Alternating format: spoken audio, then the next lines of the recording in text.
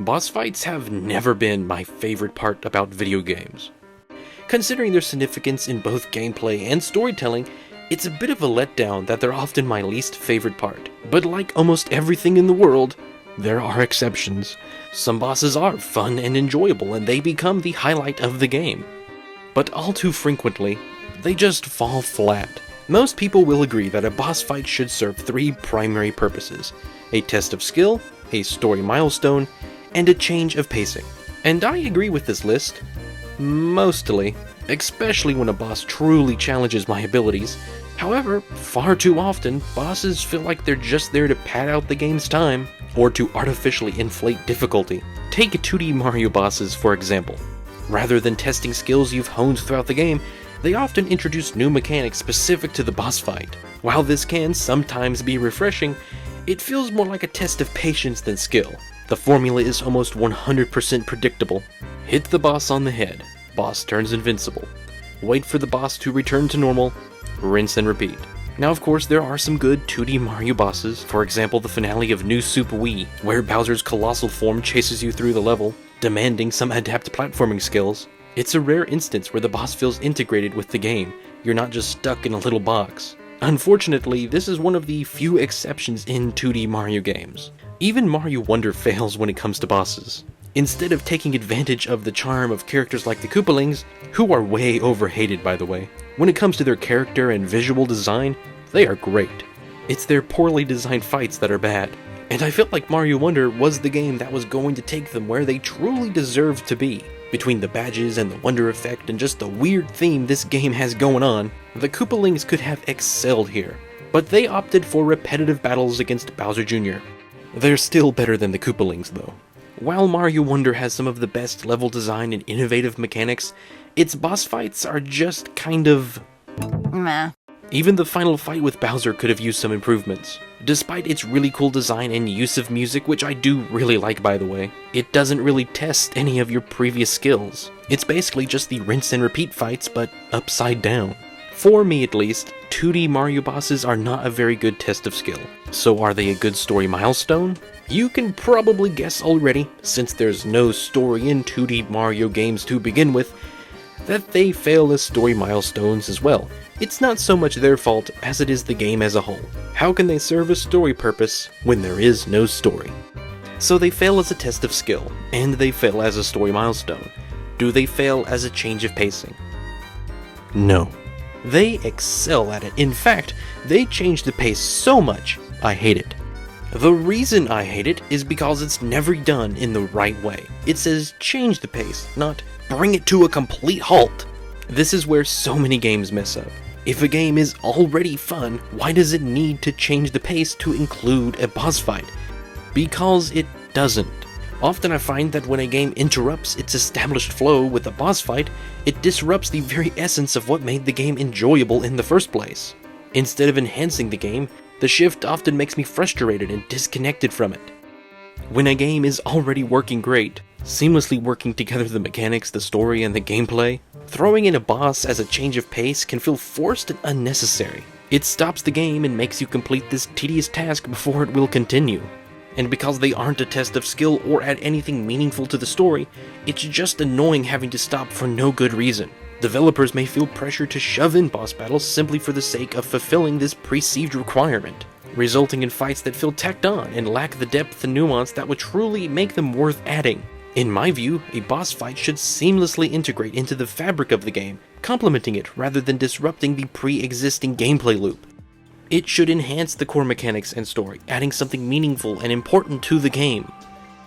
3D Mario bosses are definitely better than their 2D counterparts in many aspects, but there's still a lot of room for improvement. Mario Odyssey, for instance, could get rid of most of its bosses without impacting my enjoyment. In fact, I might even prefer it that way. While not inherently bad, the Broodals don't really do anything unique. Their fights aren't really that different from the Koopalings.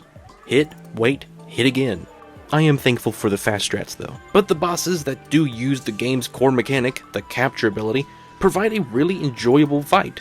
But if the game solely revolved around these boss battles, my interest would dwindle significantly. There are only a handful of games I would still play if they were solely boss fights. Pikmin, Metroid, and a select few Zelda titles. Why these games? Because they feel like a natural extension of the game, not just an optional challenge. There's an actual need for a boss. It's no wonder that Metroid Dread has a boss rush while Mario Odyssey does not. In these games, bosses actually serve as a skill test, demanding mastery of the game's mechanics while maintaining the essence of the overall experience. Challenging yet deeply integrated into the game itself. But perhaps the greatest attribute of these bosses that allow them to succeed lies in their engagement factor.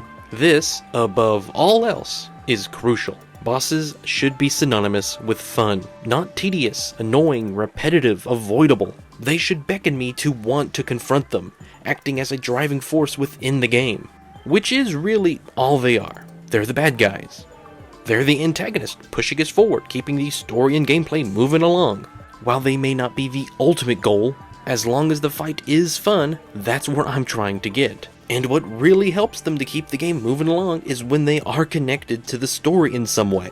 They don't have to be as important as Paper Mario bosses are to the story, but when they are connected to it in some way, they don't feel like they can be replaced by some generic enemy, it does improve them. I like to feel like I'm going up against the villain of the game. But when I don't feel that way, and the boss doesn't provide me with any sort of challenge, there's no reason why I would want to fight them, other than to just get on with the fun part. I do understand one of the purposes of bosses are to be an obstacle to overcome, thus they need to act like an obstacle, blocking me from progression. One thing that I think makes Metroid bosses so good is the feeling after you get past them. I love Metroidvania 2D style exploration, that's why I play Metroid. But when you encounter a boss, it halts that part of the game. It makes you defeat the boss before it will continue. But it works in this scenario because A, the boss is an actual challenge, and B, it's usually designed around one of the key mechanics. And they're usually pretty hard, so they are an actual obstacle of my own abilities, and not just a rinse and repeat fight, where the only challenge is taking my time. Because the only times I've ever lost to one of the Brutals or the Koopalings is because I got too hasty. I got bored in the fight and started taking risks. And because those fights are so easy, I don't really get any sense of accomplishment from it. I'm just relieved that it's over. But Metroid bosses? Pikmin bosses? When I defeat those, I feel like I've actually done something. To me, Zelda is probably the most inconsistent with their bosses, as crazy as that sounds. Sometimes there's a boss that just clicks with me. Whether it uses a mechanic in a very cool way, puts up a good fight, or it's deeply connected into the story. But other times, they're no different from the Koopalings.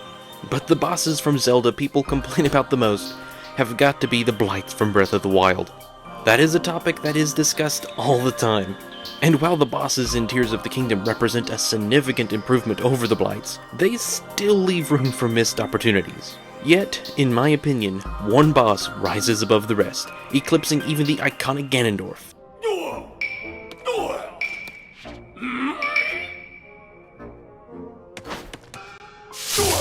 Master Kohga. He stands as not only my favorite boss in the Zelda franchise, but one I believe truly deserves an entire game centered around just his character. Admittedly, Kohga's battles in Breath of the Wild and Tears of the Kingdom might not rank among the most challenging, often leaning towards the easier side. However, what sets him apart is his captivating character, his utilization of the game's mechanics, and just the sensation of facing against a genuine adversary. Unlike so many Zelda antagonists, Kohga isn't merely a vessel for villainy. He's a person with goals and desires distinct from Link and Zelda's. His motivations run deeper than the typical destroy Hyrule trope attributed to Ganon. Kohga's discontent stems from the rejection of Sheikah technology by the world. Rather than discard what made the Sheikah special, he chose to diverge from Kakariko Village, ultimately leading the Yiga clan. Despite losing access to the technology all the same, Kohga's cunning surpasses that of Impa by far, as evidenced by the Yiga clan's advancement with the ancient Zonai tech, including weaponry, machinery, and even flight. The Zonai research team is barely getting anywhere. Meanwhile, Kohga has an entire mech. But all of this isn't insanely important to the discussion at hand. They just underscore Kohga's brilliance as a boss character. He's an example of a boss whose fight might lack the intensity of others, but he compensates for it by the brilliance of his character. This brings me to my next point. While the pinnacle of perfection for a boss lies in its ability to excel at everything, Even if a boss falls short in one area, it can still be immensely enjoyable if it is great in another.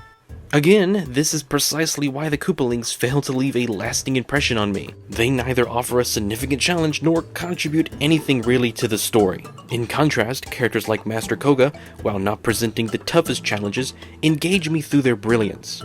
Bosses like this are pretty rare in platformers or action-adventure games, typically finding their place in RPGs, like Paper Mario for example.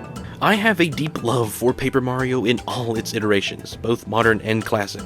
Each version has its strengths and weaknesses, especially in their approach to boss battles. In 64, Thousand Year Door, and Super, bosses are much more woven into the story, serving as characters who you might interact with extensively before and after combat. At least for me though, some of the fights in Paper Mario 64 are kind of lacking. The fights resemble little more than just a beefed up enemy with increased health and damage output. Yet this is forgivable because in these games, the focus does not lie on the gameplay, it lies solely on storytelling. So as long as the story delivers, the fight itself will deliver as well. Now I understand that discussing Paper Mario is like navigating a minefield of different opinions. Thus, I think it's important to note that everything that I've discussed is purely subjective. It's just my opinion and the way that I feel about these games. Ultimately, the enjoyment of boss battles, like so many aspects of video games, boils down to personal preferences. The Koopalings that I've been talking so bad about may serve as a perfect boss for the younger audience that these games are targeted for. But this has been my opinions on bosses. Please share your opinions up in the comments. You have been watching the video upside down, right?